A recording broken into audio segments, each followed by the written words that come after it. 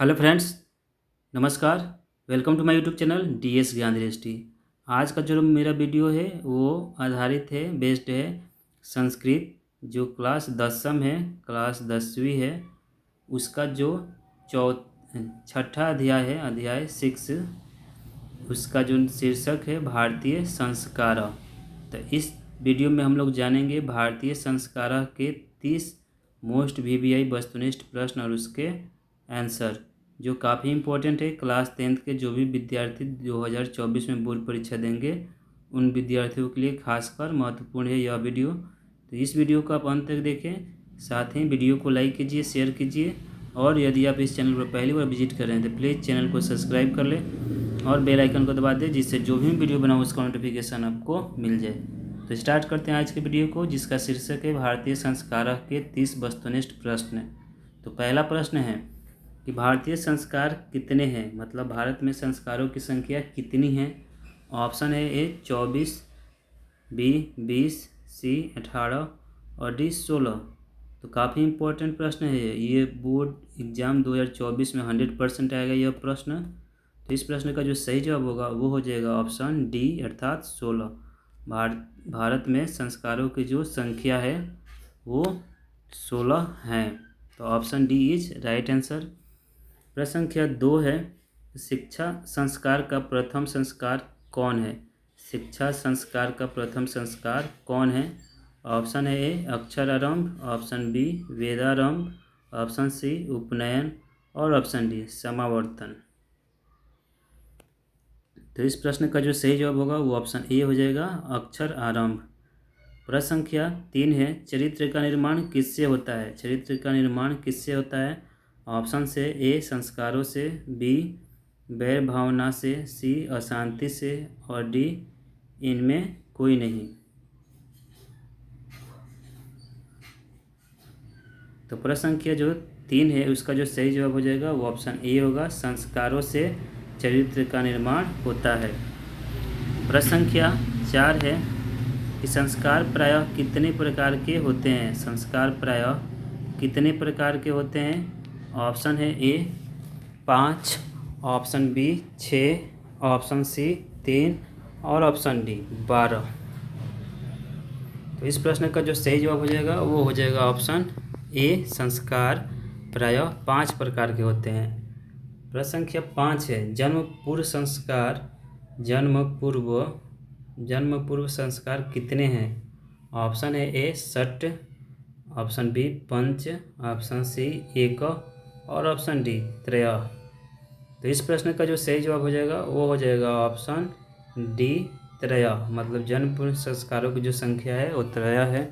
Option D is right answer. प्रश्न संख्या 6 है, केशांत संस्कार किसके अंतर्गत होता है। केशांत संस्कार किसके अंतर्गत होता है।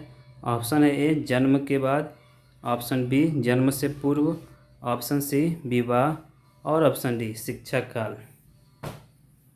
तो प्रश्न संख्या जो 6 है इसका जो सही जवाब होगा वो हो जाएगा ऑप्शन डी शिक्षा काल। प्रश्न संख्या 7 है, चूड़ाकर्म संस्कार किसके अंतर्गत होते हैं। चूड़ाकर्म संस्कार किसके अंतर्गत होते हैं। ऑप्शन है जन्म से पूर्व, ऑप्शन बी गुरु के घर, ऑप्शन सी शैशव अवस्था और ऑप्शन डी मरने के बाद। तो इस प्रश्न का जो सही जवाब हो जाएगा वो हो जाएगा ऑप्शन सी, शैशव अवस्था। प्रश्न संख्या 8 है कि शिक्षा संस्कार कितने हैं। शिक्षा संस्कार कितने हैं। ऑप्शन है ए 5, बी 4, सी 3 और डी 6। तो इस प्रश्न का जो सही जवाब हो जाएगा वो होगा ऑप्शन ए 5, शिक्षा संस्कार की संख्या 5 है। प्रश्न संख्या 9 है, मंडप का निर्माण किस संस्कार में होता है। मंडप का निर्माण किस संस्कार में होता है। ऑप्शन है ए विवाह, बी छात्रकाल, सी जन्म से पूर्व और डी जन्म के बाद।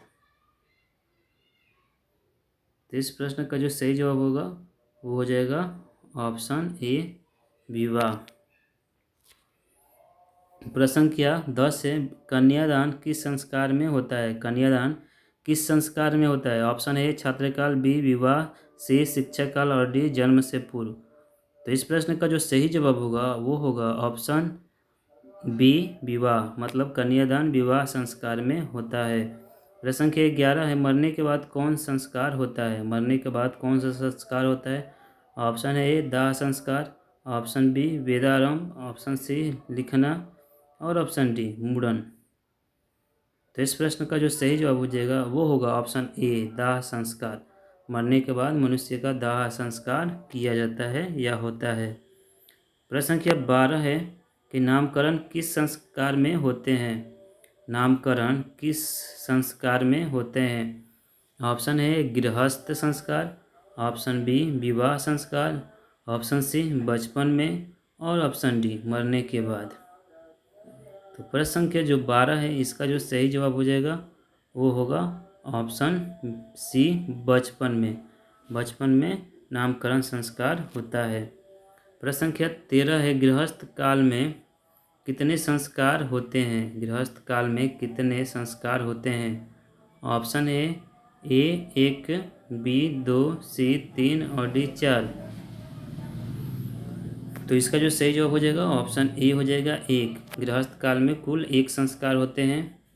प्रश्न संख्या 7 है, सप्तपदी क्रिया किस संस्कार में होते हैं? सप्तपदी क्रिया किस संस्कार में होते हैं? ऑप्शन है ए शिक्षा, बी जन्म पूर्व, सी जन्म पश्चात और डी विवाह। तो इस प्रश्न का जो सही जवाब होगा वो हो जाएगा ऑप्शन डी विवाह। सप्तपदी क्रिया जो संस्कार है वो विवाह संस्कार में होती है। प्रश्न संख्या 15 है, बचपन में कितने संस्कार होते हैं? बचपन में कितने संस्कार होते हैं? ऑप्शन है ए 7, ऑप्शन बी 6, ऑप्शन सी 5 और ऑप्शन डी 2। तो प्रश्न संख्या जो 15 है इसका जो सही जवाब हो जाएगा वो ऑप्शन बी हो जाएगा 6। प्रश्न संख्या 16 की ओर बढ़ते हैं। प्रश्न है, गर्भ धारण संस्कार किस में होता है? गर्भ धारण संस्कार किस में होता है? ऑप्शन है ए जन्म से पूर्व, ऑप्शन बी है जन्म के बाद, ऑप्शन सी है गृहस्थ और ऑप्शन डी है विवाह।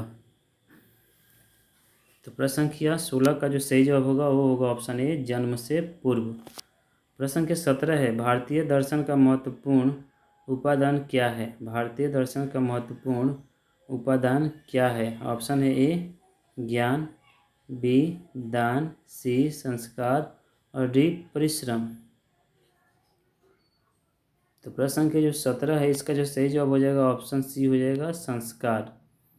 प्रश्न संख्या 18 है, भारतीय दर्शन का महत्वपूर्ण स्रोत क्या है? भारतीय दर्शन का महत्वपूर्ण स्रोत क्या है? ऑप्शन है ए संस्कार, बी क्रीड़ा, सी विद्या और डी विद्यालय। तो प्रश्न संख्या 18 का जो सही जवाब होगा वो ऑप्शन ए हो जाएगा संस्कार दर्शन शास्त्र का या भारतीय दर्शन का महत्वपूर्ण स्रोत है। प्रश्न संख्या 19 से, सीमांत उन्नयन संस्कार किस प्रकार का संस्कार है? सीमांत उन्नयन संस्कार किस प्रकार का संस्कार है? ऑप्शन है ए जन्म पूर्व संस्कार, ऑप्शन बी शैशव संस्कार, ऑप्शन सी शैक्षणिक संस्कार और ऑप्शन डी इनमें से कोई नहीं। तो प्रश्न संख्या जो 19 है उसका जो सही जवाब हो जाएगा ऑप्शन ए हो जाएगा जन्म पूर्व संस्कार। प्रश्न संख्या 20, प्राचीन काल में शिष्यों को क्या कहा जाता था? प्राचीन काल में शिष्यों को क्या कहा जाता था? ऑप्शन है ए छात्र, ऑप्शन बी ब्रह्मचारी, ऑप्शन सी धनुर्धारी और ऑप्शन डी अंतेवासी। तो प्रश्न संख्या जो 20 है इसका जो सही जवाब होगा ऑप्शन बी हो जाएगा ब्रह्मचारी। प्राचीन काल में शिष्यों को ब्रह्मचारी कहा जाता था। प्रश्न संख्या 21 है, गुरु शिष्य को कहाँ ले जाते थे? गुरु शिष्य को कहाँ ले जाते हैं? ऑप्शन है ए वन में, ऑप्शन बी घर में, ऑप्शन सी नदी में और ऑप्शन डी विदेश में। तो इस प्रश्न का जो सही जवाब हो जाएगा वो ऑप्शन बी हो जाएगा गुरु शिष्य को घर में ले जाते हैं। प्रश्न संख्या 22 है, शिक्षा नियमों का पालन कौन करते हैं? शिक्षा नियमों का पालन कौन करते हैं? ऑप्शन है ए गुरु, ऑप्शन बी मित्र, ऑप्शन सी शिष्य और ऑप्शन डी शत्रु। तो प्रश्न संख्या जो 22 है इसका जो सही जवाब हो जाएगा ऑप्शन सी हो जाएगा शिष्य। शिक्षा नियमों का पालन शिष्य करते हैं। प्रश्न संख्या 23 है गुरु शिष्यों को क्या देकर घर भेजते थे। गुरु शिष्यों को क्या देकर घर भेजते थे। ऑप्शन है ए धन, बी उपदेश, सी वस्त्र और डी कलम। तो इस प्रश्न का जो सही जवाब होगा वो हो जाएगा ऑप्शन बी उपदेश। गुरु शिष्यों को उपदेश देकर घर भेजते थे। प्रश्न संख्या 24, प्राचीन काल में शिष्य वेद आरंभ कहाँ करते थे। प्राचीन काल में शिष्य वेद आरंभ कहाँ करते थे। ऑप्शन है ए पिता के घर, ऑप्शन बी माता के घर, ऑप्शन सी विद्यालय में और ऑप्शन डी गुरु के घर। तो प्रश्न संख्या जो 24 है इस प्रश्न का जो सही जवाब होगा वो हो जाएगा ऑप्शन डी। प्राचीन काल में शिष्य वेदारंभ गुरु के घर किया करते थे। प्रश्न संख्या 25 है अंतिम शिक्षा संस्कार का नाम क्या है। अंतिम शिक्षा संस्कार का नाम क्या है। ऑप्शन है ए उपनयनम, ऑप्शन बी समावर्तनम, ऑप्शन सी अक्षर आरंभ और ऑप्शन डी वेदारंभ। तो प्रश्न संख्या जो 25 है इसका जो सही जवाब होगा वो ऑप्शन बी हो जाएगा समवर्तनम। प्रश्न संख्या 26 है विवाह संस्कार के अंतर्गत क्या नहीं आता। ऑप्शन है ए गोदान, ऑप्शन बी वाग्यदान, ऑप्शन सी कन्यादान और ऑप्शन डी सिंदूरदान। तो प्रश्न संख्या जो 26 है इसका जो सही जवाब होगा वो ऑप्शन ए हो जाएगा विवाह संस्कार के अंतर्गत गोदान नहीं आता है। प्रश्न संख्या 27 है पाणी ग्रहण किस संस्कार में होता है। पाणी ग्रहण किस संस्कार में होता है। ऑप्शन है शैक्षणिक संस्कार, ऑप्शन बी शैशव संस्कार, ऑप्शन सी विवाह संस्कार और ऑप्शन डी जन्म से पूर्व संस्कार। तो प्रश्न संख्या जो 27 है इसका जो सही जवाब होगा वो ऑप्शन सी हो जाएगा पाणी ग्रहण संस्कार विवाह संस्कार में होता है। प्रश्न संख्या 28 है